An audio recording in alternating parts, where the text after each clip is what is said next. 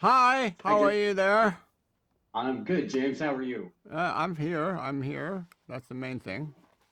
Wonderful. Well, I appreciate the time today. I really enjoyed the film, and you're fantastic. I've loved your career. I've seen so many things that you've done voice work in, so you're no stranger to it.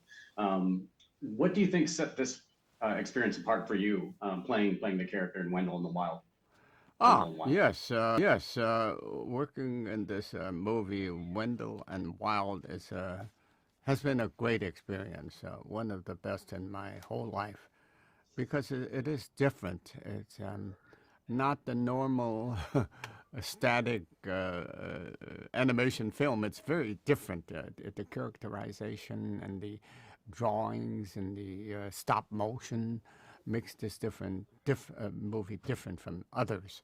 And in a sense, I get a chance to work with Jordan Peele again and Key and Henry Selick, the wonderful director who gave me directions to do Father Best at my best. Do you get to see the character design beforehand when before you're doing your filming? That's a good question. I have to remember back. I'm not sure. I must have seen it somewhat, but they altered it. And then they made it look more like me as time goes on, I guess. um, so I'm very, very happy with the way it looks now. Did you see myself in that character as far as the animation? I could see, especially definitely your mannerisms and things too. And it was fun to see the character go from the living to the dead version. Mm-hmm. Really neat designs, but your performance definitely shone through. Your sense of humor and your energy was definitely present. And Mm-hmm. I have to imagine they had to have adapted the look, yeah, for you. Um, when you were doing the voice work for the film, were you interacting with any of the other actors, or were you kind of separate during that process? Um, Most of the time, as you well know, the voice acting is different from on camera acting. On camera, we have everybody there, obviously, you have to. And you have the director there, and you have the costume, everybody's there. But in voiceover, you're most of the time, 90% of the time, you're there alone. So you have to recreate the set that you have to imagine the other characters being there. You just have to get yourself into the mood and situation according to what Henry Selick in this movie told me to do. So you can't just walk in and just do the voice.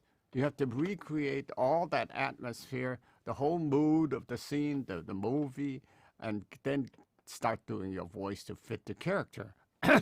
And you have to each time do that over again because there's a lot of so-called days in between going into the studio and one time and then a second time because and tell you the truth, what they do is that they take your voice and they fit it into the drawings, and then they do more drawings and more drawing, and then they a few weeks later they know what you have to say again, for the next scene.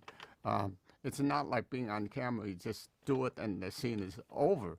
So on voiceover, you have to wait a few weeks, sometimes even a couple of months, and then you do another session. You have to get back into the mood again, like in Father Best. You have to imagine what situation he's getting into in his school for the girls and how desperate he is to keep the school going and so forth. Each time, you have to recreate that so-called session over again at that 1 or 2 hours of dubbing a few lines again. Well, that's all the time we have, James. Thank you so much. I've really enjoyed the film and your role in it. It was fun to see you interacting with Key and Peele again too. I did enjoy your role in the show all those years ago. So thank you very much, and congrats on the film. Okay, so I would love to ask all my fans out there to watch this movie because it is different. It's not like the usual animation.